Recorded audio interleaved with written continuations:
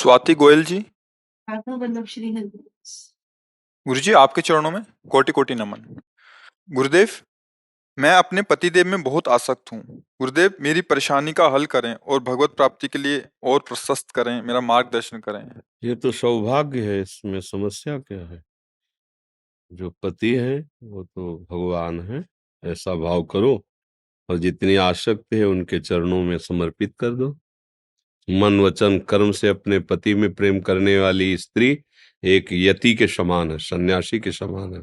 यति और सती समान रखा गया है। जो पति का वर्ण करके पर पुरुषों से व्यभिचार करती हैं उनकी दुर्गति होती है। जो अपने पति का वर्ण करके आजीवन अपने पातिव्रत धर्म पे रहती है वो वैसे ही पवित्र होती है जैसे एक सन्यासी पवित्र होता है, ऐसे वो पवित्र होती है। तो अपने पति में अनुराग रखना ये दुर्गति का कारण नहीं है, ये सद्गति का कारण है। बस और भाव सुधार लीजिए कि पति में परम पति का भाव कर लीजिए कि अगर हमारे प्रभु श्री कृष्ण इसके हृदय में ना हो तो ये शरीर न चलेगा, न फिरेगा, न बोलने लायक, न देखने लायक। तो इसका मतलब हमारा जो प्यार है वो प्रभु ही स्वीकार करने के लिए इस रूप में आए हैं और अपने पति का अनुगमन करे, उनकी आज्ञा के अनुसार चले। जैसे हम अपने आराध्य देव के सामने नम्र व्यवहार करते हैं वैसे व्यवहार करे। पति के किए हुए किसी भी कटु व्यवहार से क्षुब्ध ना हो। जैसे भक्त के प्रति अब वो हरे कृष्ण जप रहे हैं और 20-22 बाजारों में मार कूड़े खाल खींची जा रही, तो भगवान से प्रश्न थोड़ी किया कि हम आपका भजन करें, आपने ऐसा दंड क्यों दिलवाया? तुम्हारी जैसी इच्छा हो। भगवान अधीन हो जाते हैं। तो ऐसे यदि पति के द्वारा किए हुए कटु व्यवहार को भी अपने आराध्य देव के द्वारा किया हुआ विधान मान करके और सहकर वैसे ही सेवा में रहती है तो किसी को भी अधीन कर सकती है, उसमें इतनी सामर्थ्य है। महान अत्रि जी सदैव ध्यानस्थ रहते थे, अनुसुईया जी कुटिया में रहती थी। कभी ध्यान से उठे तो जल फूल फल सेवा में उपस्थित करते थे। एकमात्र वो भगवान का चिंतन और वो करती अपने पति का चिंतन। अत्रि मुनि का मेरे भगवान मेरे पतिदेव हैं। ब्रह्मा विष्णु महेश उनकी परीक्षा के लिए आए, उनके पातिव्रत धर्म की परीक्षा के लिए। तो अतिथि गृहस्थी में कोई पधारे तो पूजनीय है। जिसका परिचय ना हो, बिना किसी निमंत्रण के अपने आप आ गया हो, उसे अतिथि कहते हैं। तिथि निश्चित नहीं है, कोई परिचय नहीं है, और जिससे परिचय है निश्चित है आना, उसे अभ्यागत कहते हैं। अभ्यागत का तो स्वागत करना ही चाहिए, पर अतिथि से बहुत सावधान। वो भगवान का स्वरूप है। अगर अतिथि का अपमान हो गया तो फिर तुम्हारे पुण्य नष्ट कर देगा। वो विधान है ऐसा। कोई भिखारी कोई भी है, राधे श्याम, अपनी सामर्थ्य नहीं तो हम हाथ जोड़ के कह देंगे आपके देने लायक नहीं, पर हम अपमान नहीं करेंगे कि ऐसे। महात्मा के रूप में गए ब्रह्मा विष्णु महेश।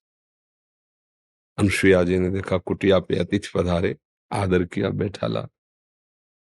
भगवान क्या सेवा करे, उनका हम तो दुग्ध पान करने आए।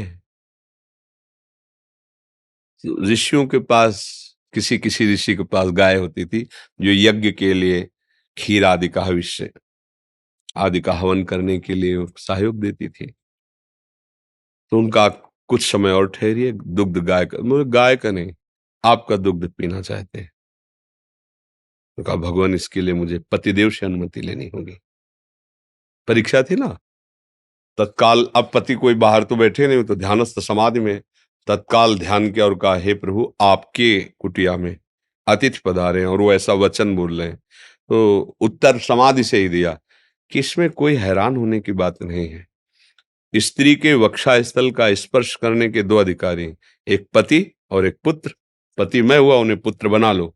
कमंडल से जल लिया और भगवान हैं और कहा मैं मन वचन कर्म से पातिव्रत धारण करते तुम 6-6 महीने के बालक बन जाओ।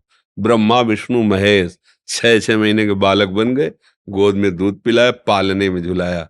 नारद जी ने बताया जाके लक्ष्मी जी ब्रह्माणी और भवानी को, गए तुम्हारे पति झूला में झूल रहे 6-6 महीने के बले हुए।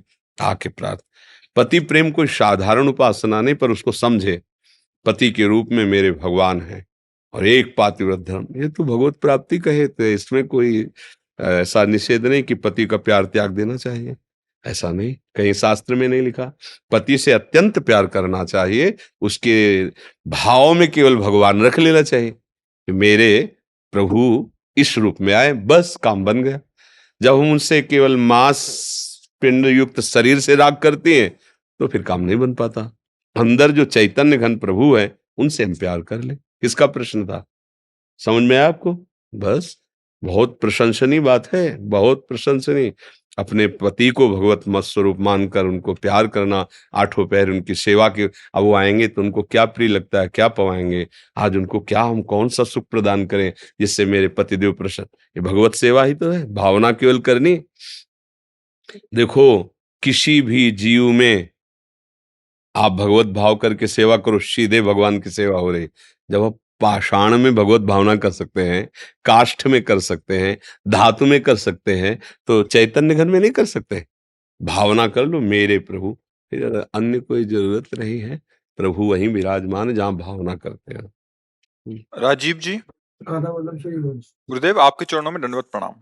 गुरुजी, मैं 15 साल से बहुत भटक रहा था। मैं बहुत जगह गया पर कहीं भी संतुष्टि नहीं मिली। मैं हमेशा आसमान को देखकर यही प्रश्न करता था कि हम इस धरती पर करने क्या आए हैं? क्या यही जीवन है? काम किया, बूढ़े हुए, मर गए। स्वयं किसका को है? जानने के लिए बहुत इच्छा थी, हाँ, परंतु बहुत आप जब से बहुत मिले सुंदर बात है। आपके और ऊपर भगवान की कृपा है जो आपके अंदर ऐसे प्रश्न आए।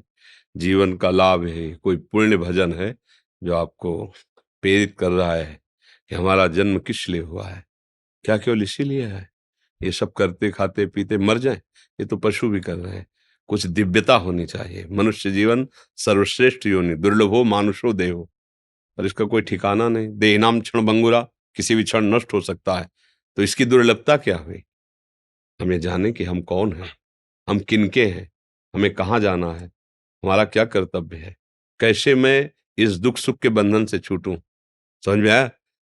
ये भगवान कृपा करते तो वैसे प्रश्न देते हैं और उसका उत्तर है मैं भगवान का अंश हूँ। ये शरीर केवल भगवत प्राप्ति के लिए मिला है और भगवत प्राप्ति किसी एक विशेष कार्य से नहीं होती। जिसको जो कार्य मिला हुआ है धर्म के अनुसार अपने कार्य को करता हुआ उसे भगवान को समर्पित करके भगवान की सेवा भावना से नाम जप करता रहे, उसे भगवत प्राप्ति हो जाएगी। शुद्ध ज्ञान प्रकट हो जाएगा, शुद्ध विवेक प्रकट हो। जो कार्य मिला है अपना कार्य करते हुए जो अपने कुल परंपरा से चल रहा है, वो भले देखने में छोटा कार्य लगता हो, निम्न लगता हो, लेकिन उसी से भगवत प्राप्ति हो जाएगी। शास्त्रों में बहुत ऐसी कथाएं वर्णन है, वो अपनी परंपरा के अनुसार सेवा कर रहे हैं जो हैं और नाम जप कर रहे हैं तो सिद्ध महापुरुष हो गए। देखो पढ़ करके चरित्र, भक्तों के पावन चरित्रों में ऐसा आता है। ये बहुत सुंदर है नाम जप। डर लगता है कि कहीं मृत्यु से पहले भगत और आपकी। हाँ, वो डर लगना चाहिए, पर जब हम राधा बोल रहे हैं वर्तमान में, अभी मृत्यु हो जाए तो फिर हमारी सदगति में कोई संशय तो है नहीं। इसलिए मुझे हर समय राधा राधा, पता नहीं किस समय शरीर चला जाए, तो राधा राधा राधा राधा, हमारी सदगति तो निश्चित हो जाएगी। हमें डरने की जरूरत नहीं। हाँ, भजन विहीन जीवन फिर तो भय है ही। पता नहीं क्या चिंतन में आ जाए। मृग का चिंतन हुआ भरत जी का, तो मृग बन गए ना। हाँ, ये बहुत सावधानी है और डरना चाहिए। डरने से बहुत लाभ मिलते हैं। मृत्यु से डर, जब मरना है यार, तो चाहे हम जितने अरबों रुपया कमा ले सब छूट जाएगा ना। जब मरना ही है तो मैं पाप से करोड़ रुपया क्यों कमाऊं, पाप क्यों करूं यार? जब मरना ही है तो किसी से हम अधिक प्यार करके क्या करेंगे? छूटना ही है, शरीर छूटेगा, वो भी छूटेगा। ये मृत्यु का भय उसे सच्चा महात्मा बना देगा अंदर ही अंदर। बाहर से चाहे जो कपड़ा पहने हो, अंदर से वो बड़ा ज्ञान संपन्न हो जाएगा। जब हमें भय नहीं रहता तभी तो पापाचरण में उतर जाते हैं, मनमानी आचरण करने लगते हैं। इसलिए अच्छा है नाम जप करते रहो, गंदा आहार मत करना और ये सदैव ध्यान रखना कि आप प्रभु के हैं। आप प्रभु के हैं, ये ध्यान रखना। कभी भी तुम्हें कोई परास्त नहीं कर सकता। बस ये ध्यान रखना कि मैं प्रभु का हूँ। वो अंदर बैठे हैं, वो आपकी बात सुन रहे हैं, देख रहे हैं। और जब आप उन इसे सहारा कहते हैं, इसे आश्रय कहते हैं, भगवद आश्रय। भगवद आश्रित को कभी भी कोई कहीं भी परास्त नहीं कर सकता। आएंगे संकट आ सकते हैं, परास्त नहीं कर सकता। केवल अंदर से आश्रय लिए ना, प्रभु है ना, श्री कृष्ण मेरे हैं ना, बस किशोरी जो मेरी है ना, बस इससे पार हो जाता है। ये अंदर की बात है। भजन साधन पूरा नहीं हो रहा, पर भरोसा बहुत जोर का है। वो भरोसे से बात बन जाती है। जी। मुनार शुक्ला जी, श्री हरिवंश। गुरुदेव, आपके चरणों में कोटि-कोटि दंडवत प्रणाम। सद्गुरुदेव भगवान, आपकी कृपा व संकल्प से मुझ अधम का जीवन पूर्णतः बदल गया है। आपकी वाणी से मेरे सारे संशय मिट गए। मुझे क्या करना चाहिए संभवतः इसका भी ज्ञान है, परंतु पूर्णतः कर न पाने के कारण अपराध बोध की जलन सी बनी रहती है। उन क्षणों में भी आपका स्मरण तत्काल हाँ, संबल देखो प्रदान करता है। अपराध जो है उसे कहते हैं जो नहीं करना चाहिए उसे कर रहे हैं, उसे अपराध कहते हैं। जैसे कि आपको किसी का अहित नहीं करना, वैष्णव अपराध नहीं करना, नाम जापक संतों की निंदा नहीं करनी है, किसी की हिंसा नहीं करनी।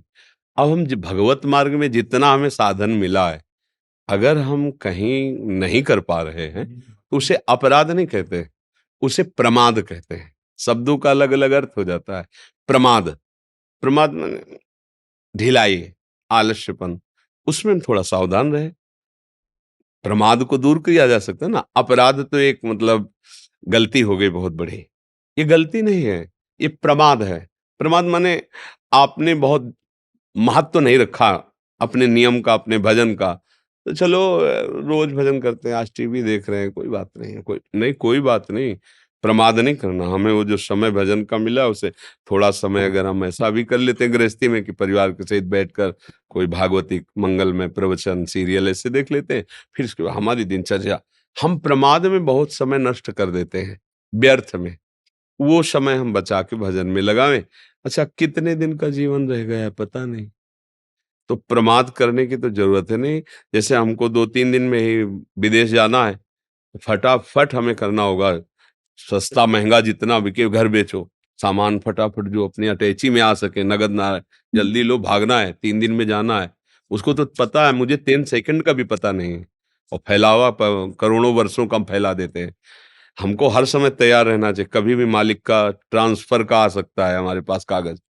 छोड़ो मनुष्य, चलो हमारे बस का है, सोचो हमारे बस का है, अभी गेट नहीं निकल पाओगे, काम हो गया। वो बड़ा विचित्र खेल है उसका। आवाज बोल रहे हैं, पूरा शब्द नहीं निकल पाएगा। अगर रा तो धा तक नहीं पहुंचा पाएंगे, वहीं खत्म, पूरा धा नहीं बोल पाओगे। तो जितनी श्वासें हैं, जितना समय है, इसमें हमें प्रमाद की जरूरत नहीं है। खूब मेहनत करो, हम कभी किसी कार्य के लिए मना नहीं करते, उसे प्रभु को समर्पित करो और नाम जप करते रहो। अगर भगवान नाम रूपी धन में महत्व बुद्धि नहीं होगी तो फिर भजन में मन नहीं लगेगा। उस पे महत्व बुद्धि कीजिए। मुझे जाना है तो मेरे पास जाएगा क्या, नाम ही तो जाएगा साथ। नाम जप, अच्छा नाम ऐसा नहीं है कि सब कुछ करते हुए आप नाम जप नहीं कर सकते, नहीं कर सकते।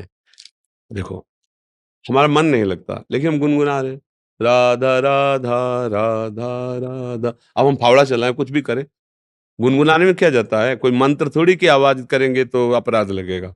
नहीं, राधा राधा राधा, झाड़ू लगा रहे, पोछा कर रहे हैं, व्यापार जा रहे हैं, नौकरी कर रहे हैं, किसानी कर रहे हैं, कोई भी कार्य, नाम उच्चारण करें राधा। किसी से बात कर रहे हैं, राधा, अब बात की फिर बंद किया, राधा, वो पूरा भजन हो गया। जो हम कर्म कर रहे हैं प्रभु वो पूरा भजन। बस समझना है, सुलझना है। भजन का कोई एक डिपार्टमेंट नहीं है, समझो कि ये इतना भजन होता है, सब कुछ भजन हो जाएगा यदि आप प्रभु के भाव में आ जाएं। मैं सब प्रभु की, ये सारी सृष्टि प्रभु की है। वह भगवत प्राप्ति के लिए कोई ऐसा नहीं कि इतना ही है।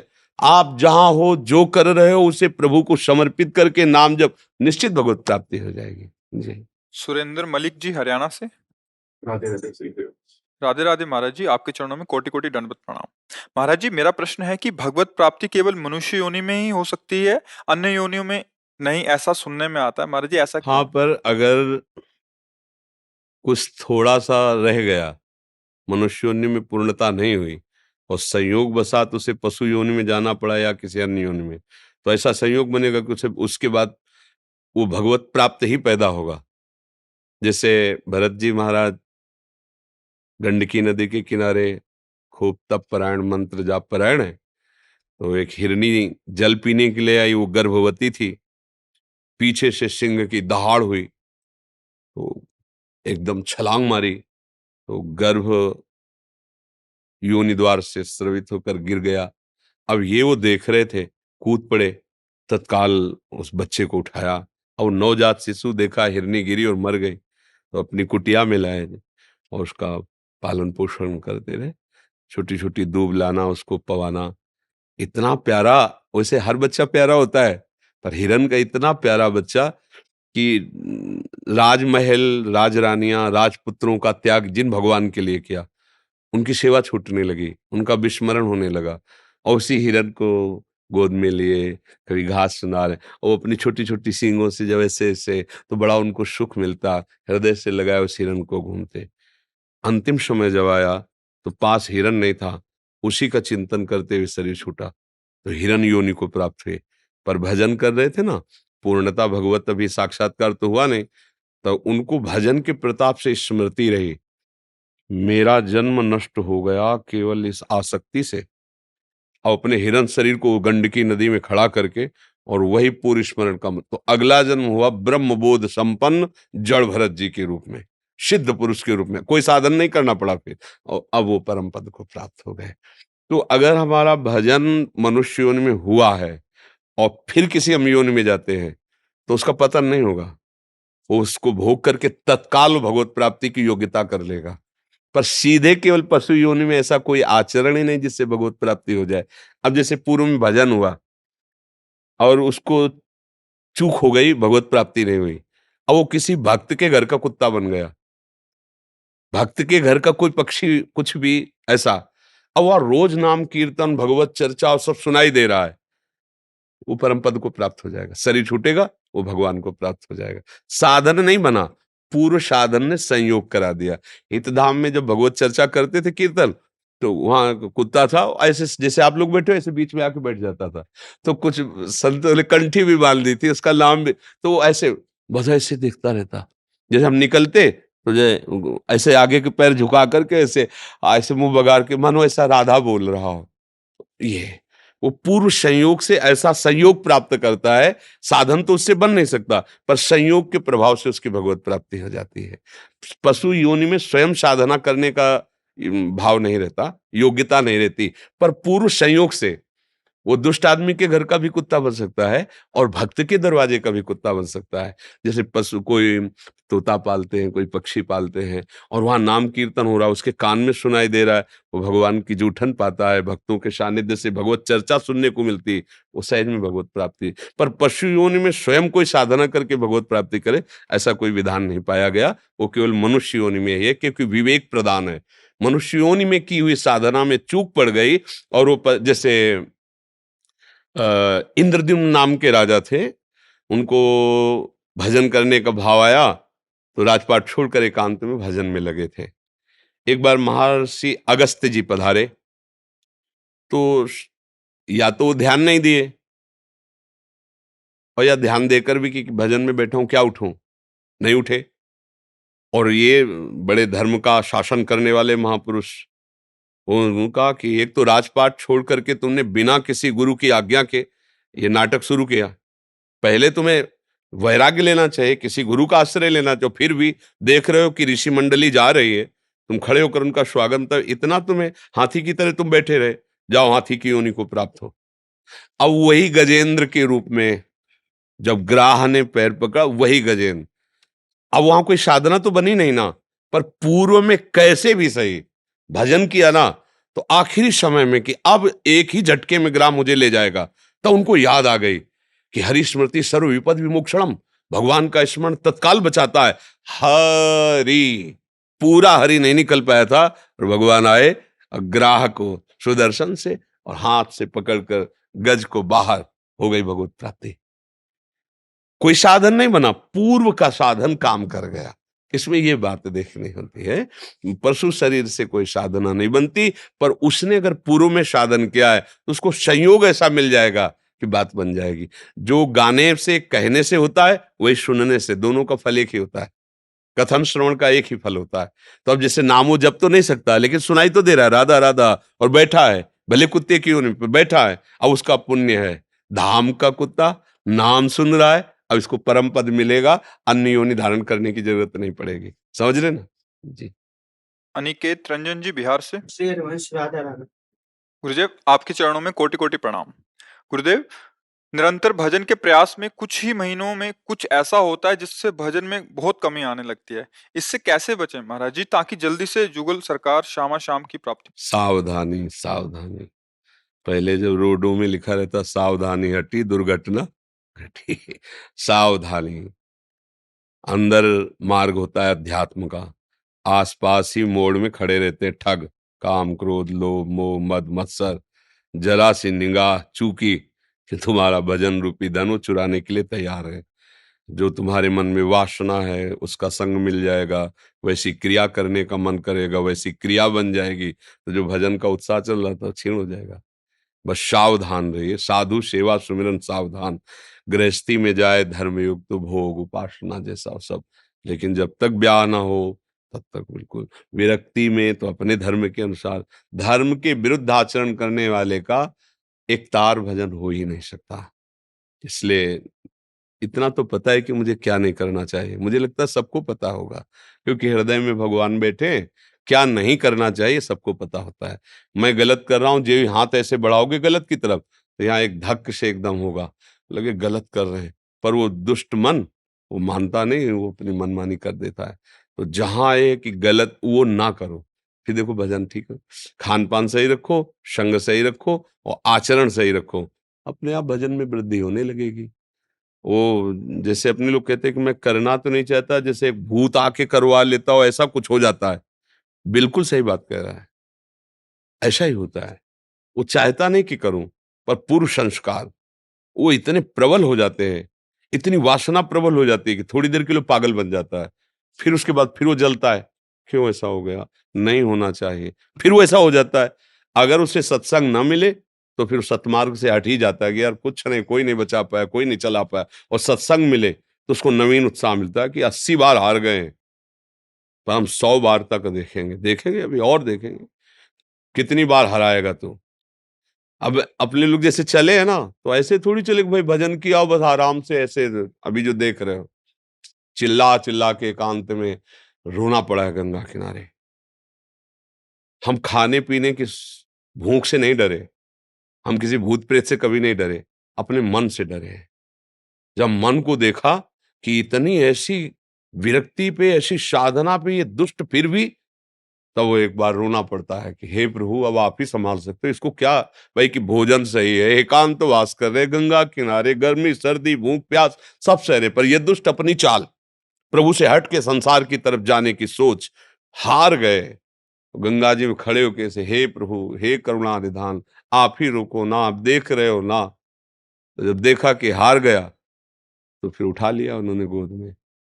नहीं तो यह ऐसा देवता है कि सब कुछ सह सकते, मन की मार नहीं सह सकते। ये बहुत विचित्र बात है, सब कुछ सह सकते हैं, मन की मार नहीं। वो अंदर अंदर खोखला करता है ना, जब वासना का जाल बिछाता है तो हाहाकार मचा देता है। इसीलिए इस मार्ग में चलना कठिन कहा गया है।